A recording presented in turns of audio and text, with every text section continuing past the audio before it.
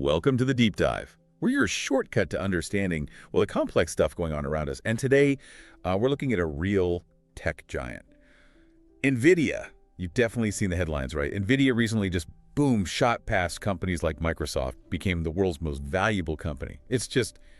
It's an amazing rise for a company that, let's be honest, many of us still think of mainly for, fancy graphics cards for gaming. It really is extraordinary. And that's the big question, isn't it? How? Exactly. How did a chip maker get that big? So our mission here is to unpack that for you. We'll dig into NVIDIA's core business, absolutely crucial role in this whole AI revolution that's happening. We'll look at the huge ecosystem they've built and what their latest financials tell us about where they're headed. Yeah, and we've got some great sources to draw on. There's a fantastic Reddit thread in Explain Like I'm 5 that really breaks things down. Plus, NVIDIA's own recent financial announcement, their Q2 fiscal 26 numbers, and their tech overviews. All right, so this dive, it's basically designed to give you a clear, quick understanding of the tech that's driving so much today. Gaming, AI, you name it. Let's get into it. Okay, so starting point. NVIDIA. What is their core business, really? For ages, the answer is pretty simple. They design those specialized chips, GPUs, graphics processing units. And initially, yeah, they were all about making computer graphics look amazing, especially for video games. That was the focus. But that identity, it's expanded dramatically. That Reddit source we mentioned, it has a brilliant analogy. Oh, yeah. Think of the AI boom as a massive gold rush. Nvidia, they're not digging for gold themselves. They're the main company selling the essential gear, the shovels, the pickaxes, which in this case are the GPU chips. Okay, so it doesn't matter who finds the most AI gold. Exactly. NVIDIA supplies the tools to basically everyone involved. Someone else put it even simpler. When there's a gold rush, sell shovels. That clicks. That really clarifies their strategic position. It's not just making a part, it's being essential infrastructure.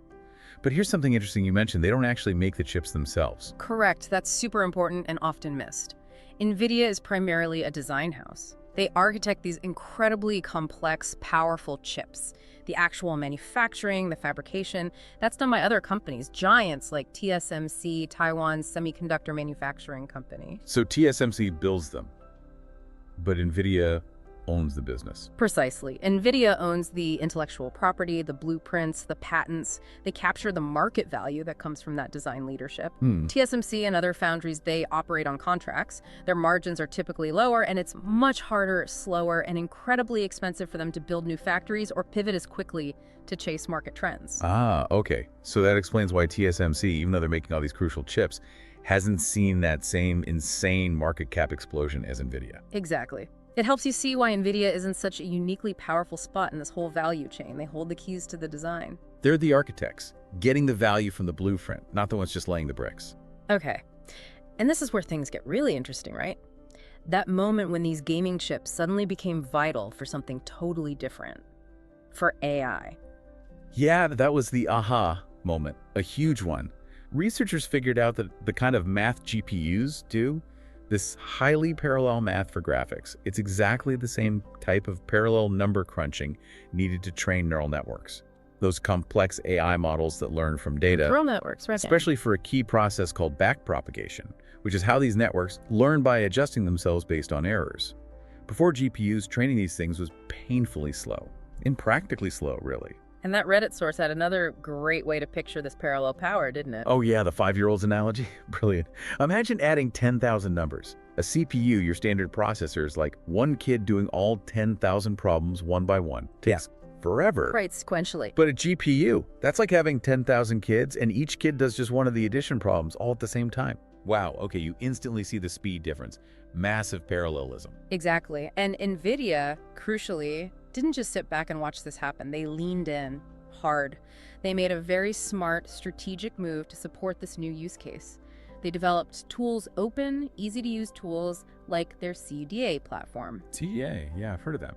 It basically let researchers easily adapt NVIDIA GPUs for AI work. Before CAD, using GPUs for general math was really tough, specialist stuff. This support made NVIDIA cards the default, the standard appliance for anyone doing serious AI development. So that GPU power, plus suddenly having access to huge amounts of data from the internet. Bingo, those were the two big roadblocks for neural networks historically. GPUs and massive data solved them. And that perfect alignment, the right tech for the right problem at the right time, That's what sent Nvidia soaring. And our sources say they now have a massive lead in AI chips. A huge lead. The Reddit discussion points this out clearly. Nvidia has enormous back orders. Like, companies are lining up.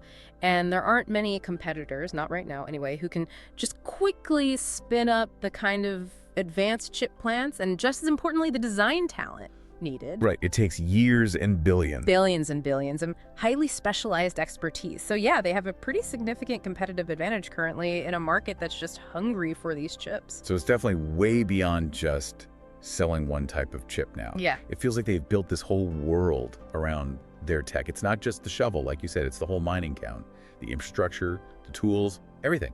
That's a really good way to put it. They've really focused on creating a full AI platform. You see it in their GPU architectures. Blackwell is the latest big one. They're calling it the AI platform the world has been waiting for. And that follows on from previous powerful generations like Hopper and Ada Lovelace. These aren't just incrementally faster chips. They're designed specifically for these massive, complex AI models. And it's more than just the physical chip, the hardware. You mentioned CED before. That seems foundational. Oh, absolutely. CEDA was, well, it was a game changer. It essentially unlocked the GPU for general purpose computing beyond graphics. It gave developers and researchers a relatively easy way to program these massively parallel processors. That move basically cemented their GPUs as the standard for AI research and high-performance computing. Okay, so CEDA opens the door. What else is in this ecosystem? Well, there's an NVLink. Think of it as a super fast highway connecting GPUs together or connecting GPUs to CPUs. Much faster, up to 12 times faster than the traditional PCI Express connection inside computers. Essential for massive AI training. Faster data sharing. Makes sense. Then you have things like their AI enterprise platform. That's a whole software suite for businesses wanting to deploy AI. And Omniverse, which is fascinating. It's for building digital twins, virtual replicas of real-world things, which helps accelerate AI development for robotics and other physical systems. Also for advanced 3D design work. Right, and they have specific platforms too, like Drive and Jetson. For cars and robots. Exactly. Drive is their platform for autonomous vehicles, and Jetson is for robotics and other autonomous machines. Powerful little AI computers. And even for gamers, they keep innovating with things like DLSS, right? Using AI to make games look better and run faster. Yep, deep learning supersampling. It's AI boosting frame rates and image quality, shows how AI permeates even their original core market. It really is a remarkably broad reach. So when you step back and look at where this tech is used, Yeah. it's everywhere. Pretty much. Data centers are huge, obviously. Nvidia GPUs are the engines powering cloud computing, scientific research using high-performance computing, and of course training those enormous AI models. We're seeing their new Blackwell server GPUs being snapped up by huge companies. Disney, Foxconn, Hyundai, SAP, TSMC, the list goes on. Right. And they're involved in building some of the world's most powerful supercomputers, like Jupiter in Germany and Doudna in the US. And it's not just the giant data centers. They're still big in gaming, obviously. Yeah. With new cards like the Blackwell-based RTX 5060, plus cloud gaming with GeForce NW. Right, and professional visualization too. Designers, engineers, artists using their RTX PRO GPUs for complex graphics, rendering, and increasingly AI-assisted workflows. And then automotive and robotics, as you mentioned. Sure. The Drive AV software for self-driving is in production now. And Jetson AGX Thor, their supercomputer for robots, is generally available. It just shows how deeply NVIDIA tech is embedded now across almost every sector being touched by AI or needing serious computing power. It's quite the ecosystem they've built. Which brings us neatly to the money side, the financial picture. Yeah. And spoiler alert, it's pretty good. We're looking at their Q2 results for fiscal 26 ending July 27, 2025. The numbers are just huge. Huge is an understatement. Revenue hit $46.7 billion. That's up 56% from the same quarter last year. 56%. Incredible. And the driver. Unmistakably the data center business. That segment brought in $41.1 billion, also up 56% year over year. So data center is the growth engine. Absolutely. Right. And even within that, their latest Blackwell platform revenue grew 17% just from the previous quarter. The demand is clearly immediate and intense. These aren't just numbers on a page, are they? They represent real demand, real market confidence. Exactly. And Jensen Huang, Nvidia's CEO, he put it very directly in their announcement. Quote, Blackwell is the AI platform the world has been waiting for. Demand is extraordinary, the AI race is on, and Blackwell is the platform at its center. That's strong conviction. It is, and it reflects their position. They're also returning significant value to shareholders. Yeah, I saw that. $24.3 billion returned in the first half of fiscal 26 through buybacks and dividends, and they approved another $60 billion for share repurchases. They're generating enormous amounts of cash, and their outlook for the next quarter, Q3, also very strong. They're expecting revenue around $54 billion, give or take 2%. Wow. So these figures just underline how central Nvidia has become. For you listening, these numbers really show the scale of this AI boom and Nvidia's role in powering it. It's the financial reflection of that selling shovels strategy playing out on a massive scale. But okay, with any company growing this fast, this much hype, there are always other perspectives, right? Potential challenges, maybe clouds on the horizon. We saw some of that in the Reddit discussions too. It's important we touch on those. Definitely. One interesting thread was this idea, while NVIDIA's products are undeniably real, and as the user put it, selling like hotcakes, is the broader AI trend maybe a bit of a bubble?